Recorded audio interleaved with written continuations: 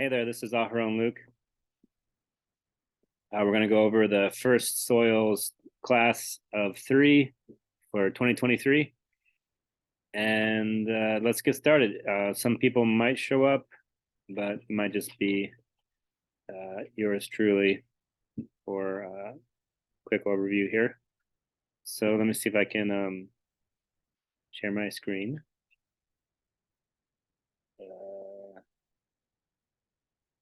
Share screen.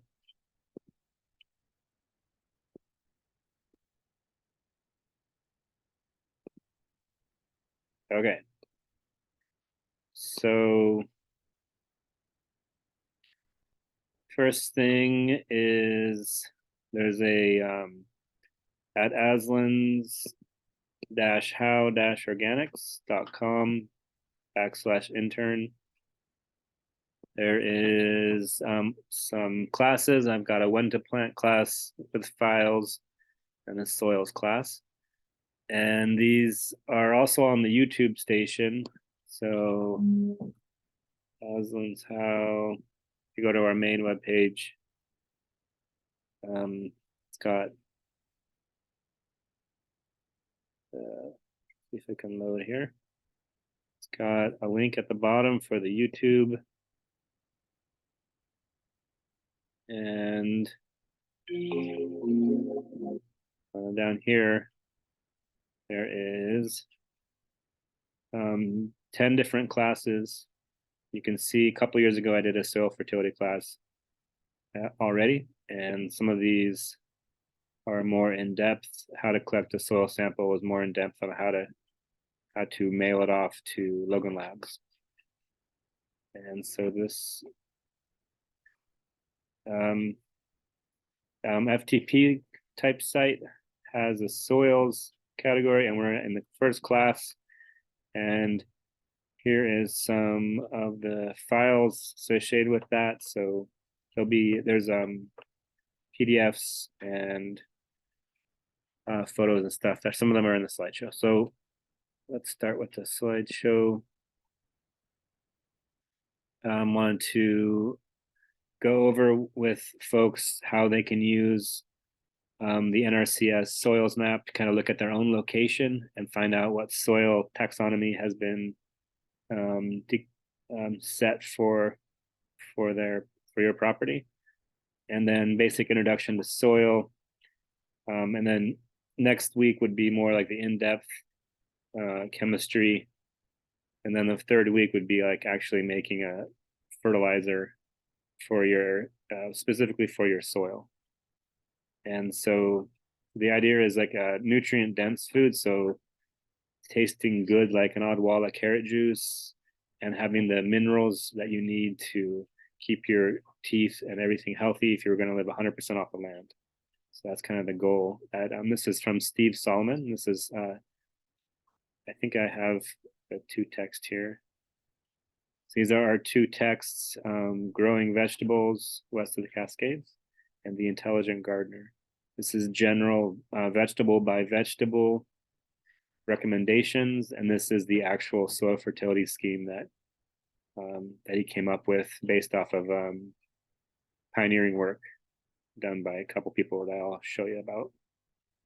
The class is an intro to begin with, and then digging a little bit deeper with the history of organic farming and soils tests and what you get on a soils test, and then also like into like a cation exchange capacity. So that'll be a deep dive the next class, and then the third class is doing the fertilizer for your own soil that is based off of this approach. So let's get started. The FTP documents I just mentioned are out there, and I'm interested in helping people garden. So how long you've been gardening, how big is your garden, what's your skill level, and what's your goals. Give me a shout if you can. Our email is on our webpage, info@aslandshow. So our story is Aslan's How is this table here that got buried in soil in King Caspian. They are down in the How, which is like an archaeological dig, and down there is the table that they killed Aslan on, but they didn't know the secret was before the dawn of time is that if you kill an innocent person in a traitor's stead, they come back to life. And so it's kind of, like a Christian reference to the atonement. And so I thought it was properly basic. I kind of liked it. So I named my farm after that. And when Aslan comes back from the dead, he puts his paw down and all of Narnia starts thawing. And so I thought that was appropriate for gardening. And the general idea is kind of a unity of material and spirituality. So that's more of like a non-dualistic traditions where, like for the Hebraic example would be God breathed into soil, and that being was a spirit. And so that's a different definition of spirit, that is God's breath in soil, than the Roman spirit in a jar or something like that. So we were living in. I started my first farm in Bow, and this farm in Barton is my second farm. We've been USDA organic certified in Washington, and down here we're kind of doing a little bit smaller model. So we are still following the USDA restrictions, but are not certified. More like a charitable farm. So in Bow, I mostly did organic fertilizer, and we had rich soil because we were on a reclaimed farm, river delta. And in Barton, we've had to definitely augment the soil to get anything. And we started with, going to concentrates in Milwaukee, Oregon, and kind of learning, standard soils tests and fertilizers. And then our friend who has a farm nearby got us going on Steve Solomon. So he's going to be focusing on like more of a holistic, nutrient dense solution instead of just, even organic. They would focus on like a volume, least cost, highest volume kind of approach, which is a little different view of produce. We do have internship positions still open. I'm trying to fill that with the county juvenile detention program. We were going to do a community garden manager. If you're interested in trying to facilitate that, I'd work with you on that. And so we do have signups. Give me an email if you want to are interested in that. Our CSAs, we do have like a marginalized person position. So that's like I think it's typically 400 per season, and that marginalized person would pay 200. So if you're interested in the produce CSA, give us a shout. I mentioned some of this background. Permaculture was like trying to plant into grass instead of tilling it first. That didn't work. There was no fertility. We haven't had it limed, so that was. And then from there, we did the industrial focused fertilizer, organic fertilizer that I mentioned. And we never had like a complete organic fertilizer that Solomon mentions. This is good if you have a small farm to do kind of like general density rich, but we skipped straight to number 5 here, which is his full remineralization approach in his second text. So USDA organic, as I mentioned, doesn't restrict type of micronutrients or like holistic nutrient approach, nutrient dense approach, which would be like limiting potassium because potassium makes things grow. So they are not going to go there with that. But the foundation of the USDA organic is moving away from shocking the soil and actually trying to work with the soil. So synthetic fertilizers are not allowed, and they're trying to have each farmer produce a farm plan that limits tilling, that builds the soil with organic matter, um, encouraging cover cropping. So they're going to be asking you about your off-season fields, green manure, caring about the weed seed bank instead of herbicide pesticide approach, erosion, soil erosion, and then further justifications on cover crop is in general, Mother Nature does not likes to have blankets over herself. They use OMRI for certifying inputs. So organic inputs have to be OMRI listed, including fertilizers and various amendments. And then they don't accept GMO. So one of the large parts of the USDA organic in the 70s was restricting the genetic modification of plants. They have quite a bit of documenting and inspection. There's an annual inspection too, so that's part of the fee that the farmers pay. All right, Steve Solomon. I've mentioned him a couple times. So he was using the Rodale method, which is more of a local manure-based approach to fertility, and he was nearly 100% living off the land. And he noticed his teeth started to get loose, and his daughter's nails started to get soft. And what he found was the land had the same deficiencies as the manure because it was from the same land. And so some of Rodale's approach oversimplified if you get towards 100% living off the land and don't get the minerals from factories and such. One of his epiphanies was he went on a sabbatical trip, and it was a river delta area that had farm food off that delta, and like the minerals that were in that food within a couple months hardened up his teeth, and his daughter's nails got strong. So from that he had impetus to figure out what was going on. So in the second class, we're going to dig more deep into this and see what he found, and kind of go through some highlights in his text. Nutrient dense food.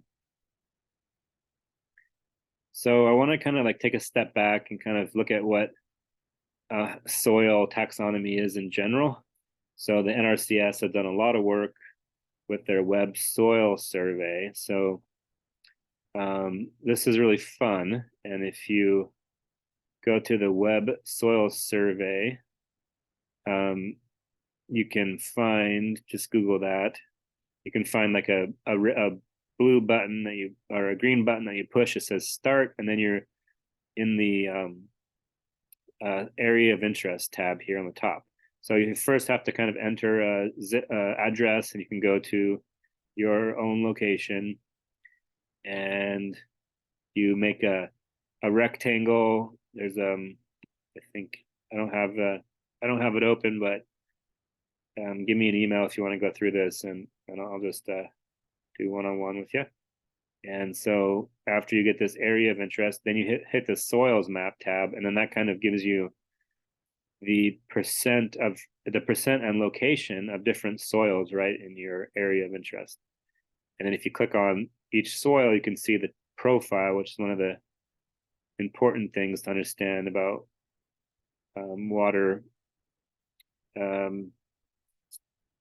drainage, farmability. If it's straight up clay from 0 to 36, you're going to have some challenges to work up that soil. And then down here in the interpretive groups, I think further down, they have a farmability, one being the best, like Willamette, proper soil. You can farm as much as you want. And then there's restrictions 1, 2, 3. And then they also have subclass restrictions you can look up. So this is a good place to start with your own farm or your garden, even if you're going to try to use the natural soil, which is what I recommend if you can. Avoid raised beds because that isn't participating with what you have locally. All right, they also have a web app, so just based on your phone's GPS, it can get a profile of the soil, and that's, I think UC Davis made the app based off of the same database that makes this. This is like one of the largest databases in the world. The US, the USDA, and others did an amazing job over the past millennia documenting American soil profiles for the last 100 years. I don't know if that's right. Okay, so we're still an intro, but now we wanted to kind of show you like how you could figure out what type of soil you have, and how types of soil are classified. So up here, if you notice, it says silt loam. So what is a silt loam? That there's this YouTube video here is doing an extrusion test, and just by getting a ball in your hand and extruding it, you can kind of see how long the ribbon is before it breaks off. And so you're already in one of these categories, and this is going to, base how much clay you have. And then there's another test, a texture test, where you get a little bit wet and you move it around in your palm till it's just almost liquid, and you can feel how much texture is in there. And so if it's gritty, smooth, or neither, you finalize what kind of soil you have. And this is pretty good. I've done it on my own soil, and I found silty clay loam, and then up here at my house, silty clay loam happened to be in the same loam category as where I'm farming. So I thought that was kind of cool. And I think if you just do how to determine soil type by hand, the ribbon test, by grow it, build it, you probably could find this YouTube video. So here is the United States classification of soils, and it's based off of percent of sand, percent of silt, and percent of clay. So I have a silty clay loam. That's right here. So that would be, like 50 to 70% silt. And it would be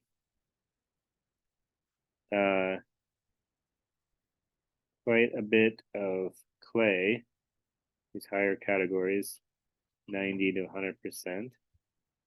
And then for sand, you're down here in 50 to 30%. So ideally, you'd have loam kind of be in the middle here, maybe clay loam.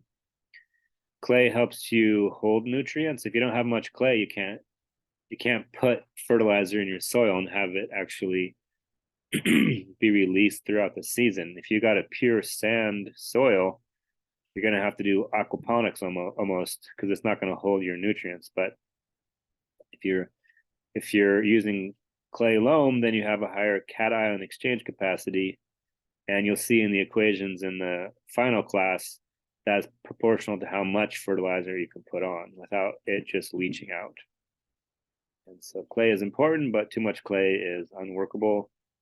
And your sand is going to get you some drainage. Too much sand is unworkable. And silt is the smoothest of all of these. And I'm not sure what would happen if you only had silt, but not ideal. All right, I tried to put a couple links here for the extrusion tests. Give me a shout if you want those. I don't think they came through in the PDF. This, just to reiterate, the class soils intro number 1 has, oh, I think I put the slide decks just under soil. So this slide deck file here, you can download that and try to see if you can click on these links. But let me know. So all of this is based off of soil particles. That's how you determine if you have a piece of sand, silt, or clay. So if you got something really big, it's going to be a boulder, cobbles. Then you have pebbles, and then there's a technical definition of if you use a sieve, like a filter, sand will have a certain diameter of particle, and then the silt will have a certain diameter particle. Oh yeah, and then clay is even smoother than silt. So I got that wrong. But this is a technical diameter definition of each piece of soil and how it would be sand, silt, or clay. I thought that was cool. I'm an engineer, so I like that one.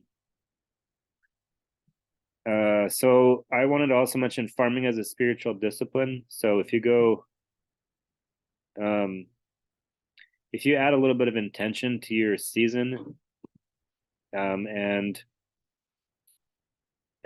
slow down before you go out to your garden each day. So under intros to soil, it's PDF I have, farming as a spiritual. So you can download that, and it's just been good to incorporate some of what he said. This is Reagan Sutterfeld. So he just talks about how we're working with a system that's outside and beyond our will. That, you know, that's just like life, and to be responsive to that and to kind of like treasure that and prepare for that and see the analogies to spirituality. You get more out of farming that way, and just how like every seed you have to wait, like waiting in life. When I have to wait, I can appreciate that if I know what waiting is when I'm waiting for a radish to germinate or something like that. So he's trying to kind of make connections, and the text is pretty good. So, well, he also talks about like misusing soil, like I think duality and um,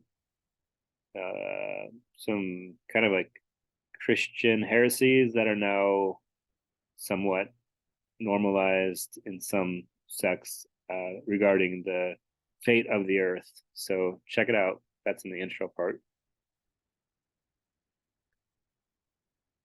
All right. So I think that's it for today. Yeah. Hope you enjoyed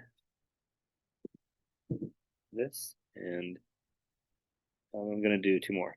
Bye. Thanks. Once again, my email is on our webpage, aslins-how-organics.com.